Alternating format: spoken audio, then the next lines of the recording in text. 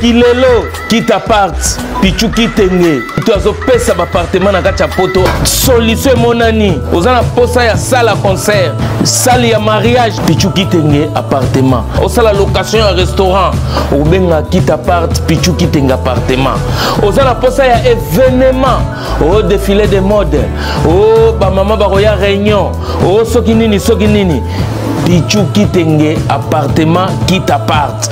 Ozana besoin ya louer terrain. Oh nabanda otumbaka ntaba ngai na nenga poto zone industrielle qui t'apparte Pichu qui t'engue appartement.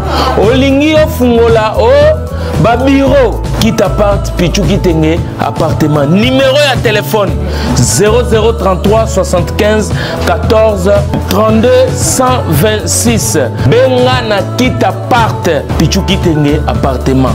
Olingi ko sala achat ya lupangu na poto. Ozana Kisasa, ozana Ngola, Pichu qui t'engue. Ba qui t'engue ba ebele mais wana qui t'apparte. Check.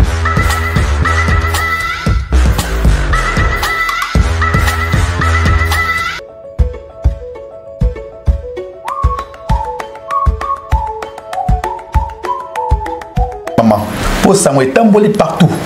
Que le 11 novembre, ils allaient sortir officielle de ma maman au Grand Caire. Maman, elle est sortie où on a vraiment. Dès date de 11. Ils avaient confirmé les 11 ou bien tout est changé. Oui. Les a férié, c'est un vendredi. Okay. Donc, date on a, ils ont vraiment confirmé. Okay. Ngai Wabino, maman, la fondatrice Anton Poliba. Donc, nous avons confirmé que le 11 novembre, soirée Nabiso et Kozala, Kaka, le 11. Le 11 novembre. En tout cas, Toya est belé, Toya est belé, Toya est belé. C'est un événement à ne pas manquer. Ma vrai Joe, ma vrai chéri, ma vrai tonton, ma bébé, biso tout. Le 11 novembre 2022, sur 14 rue de la Pointe, Noisy-le-Sec, dans espace Noisy-le-Sec. Boya, ça va noircir. Boya Ebele qu'on soutenir sur le 11 novembre 2022 na 14 rue de la Pointe Noisy-le-Sec. En tout cas, tous en a posé à soutien à Bino. Boya vraiment Ebele. Peto koyamba Bino kitoko makasi koleka. Boko sepe la na soirée wana. Donc toyamba Bino maboko polele bota la ka ba maman ya mitema minene. Ba maman ya mitema minene donc ezo la ça déjà bolingo makasi. Donc boya ko soutenir biso peto kende ko soutenir bana na tous en a bonga Kinshasa na ba veuve wana. Même vie soirée boya ezalate. Soirée boya ezalate. Soirée VIP. Botala, mon papa chef. Donc, vous avez là, jamais vu. Boye belé. Maman, bon moteur.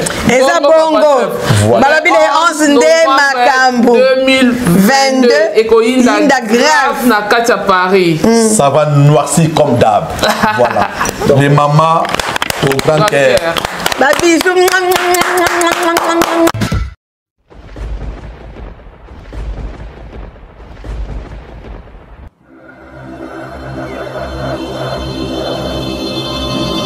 Edino, yoza fin, mutaliki azate, oza suka, kibulu zanga suka, mokako soa, kende, donc yo leki. Edino image, yo na osenga yo. Allô, c'est bon. Allô, tout ça, avant studio NJ, chez Yemo Serge Kabangu, na kata machine.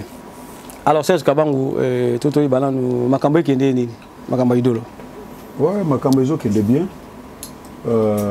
Déjà idolo Bourma Naza, artiste complet. Oui. Aïmbara bien, Abetara bien, Akomara bien. Donc, Moutago Boyango Azate. Donc, total, à Misala Salara, on a Paris. On a soirée naïe, concert naïe. Tout le monde a ndenge batu vraiment répondre à la soirée wana. Donc, Aza Moutou Aza aimé. Donc, ce qui est le Azana Kati studio NJ, oui. Et ça, par rapport, il a rendu à travail naïe et permettre de Sukoyo à Osa Moussala dans studio n'enge public naïe senga. Bazo senga quand même que tout ça a besoin de support moko vraiment identifier biso biso tout ça yo mais si faut tout moi ta support moko et identifier biso en attendant au préparer makambo musozo préparer donc j'ai aimé l'idée que ça là vraiment encourager pe na longo na ba artiste au ba ko tchai poids donc ba grand quoi au baza quoi ba Dikowel aza pembeni c'est un artiste moko azali complet akomara bien ayembara bien abetara bien donc ayeko soutenir et ça le plaisir à makasi total sur les collégiens donc baza ba monument dans les collégiens baza bato yo basali à trop donc ceux qui bourman azoko mikitisa na scène bango eza plaisir eza ma exemple bien ba au artiste musu ba Rolanda ba sala pour ming ba sala donc bazo zala na mutu o ya ko guider te ko gangelo azate ko ba no te ozo kende boy musique beta makande boy ozo mona eza na batu wana ba yebi yango ozo mona ke batu musu ba sala ka musique ya YouTube donc au mona ma artiste bara asute donc ça artiste bar dans YouTube bah différent bah différent papa ba beto na bar ba beto na fête pour moi ka misem so mona ba beta bango ba nzembo les années 80 90 mais lelo vraiment ba nzembo na ba sala ba 2010 wana ba 2015 bo so na YouTube donc bourman aza dia mission bar aza mission ba fête donc azana batu oyo ba yebi ko beta musique ou ko diriger muta beta musique et au bato ko sepela nango musique ya bar musique ya fête vandi pe landa ko zo muta vandi cette musique ko beta YouTube musique ya YouTube et au sala ka 2 mois 3 mois lekani et puis ko fièvre mondo au côté na fièvre wana bo sala ka bisala ka salaka donc banda ko sala ba sala statique ba sala moi ba analyse na bango banda ko sala banzemo na bango YouTube ozomwa kezo bazo perdre ba temps. Donc il faut balinga ba artiste oyo ba vandina bato oyo ba monument ba franco ba souté biso to vandina bango to vandina bango ba les collèges ba vandina bango to vandina ba tabule ba lakisi biso musique oyo ba kindaka nango so lingo beta musique ya chambre yango lingo beta musique ya bar yango o beta musique ya boy donc na minute au public à Paris ba zo senga musique ya fête pe ya bar ba les musique ya YouTube te yango monique bourman azana katiawa azana ba bilombe wana na mwana biso pe azo comprendre yango cambodgien donc Cambodge za pemeni donc zo mona ki alingi ki yepe akota na musique ya ba azana biso babinda ba sasa binisa musique ya bara loboko ni kofi ya ba ana li kofi ya YouTube te donc binda so moni lenga ye wana yepola nzembo beta na bar ko beta na fête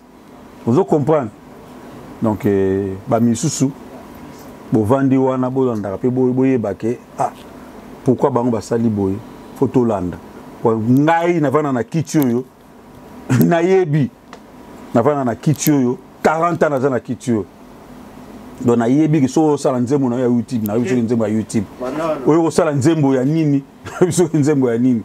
Donc félicitations Bourman, continuez gandenge wana. Continuez zalana makolo na bato ba yebi, nengo zana ba Dikowel, zana ba les collégiens, zalana bango. Baza bato oyo ba simbi ba artiste ba keil pe liboso. Donc coup de chapeau Paris, merci. Nengo boza mobiliser ya ko soutenir idolo moralement, financièrement.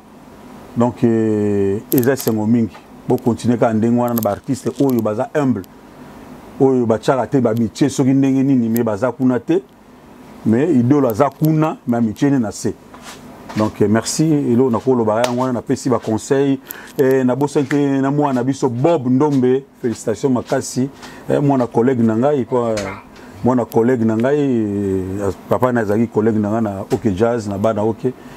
Donc c'est moi trop le mwana azana la ligne wana alandi ba grand frère ba Babindombe et c'est moi trop tokoba mais tobosa na ba mikolo ba yebi masoloté et là on peut ça conseil na ba artiste wana ba osaka musique à YouTube donc ndule na biso ya musique à YouTube te balanda batu wana te ndule na biso za ndula bar ba franco batika ndule biso na bar batabule batika musique na biso na bar donc toke na bar na autant artiste moko boye mais tam so vimbisa ye moi jeune moko boye à comprendre yango à continuer na bar mais na autant à communauté mais pour na vimbisa ye mais félicitations na ye un jour na autant à combo na ye na sugi wana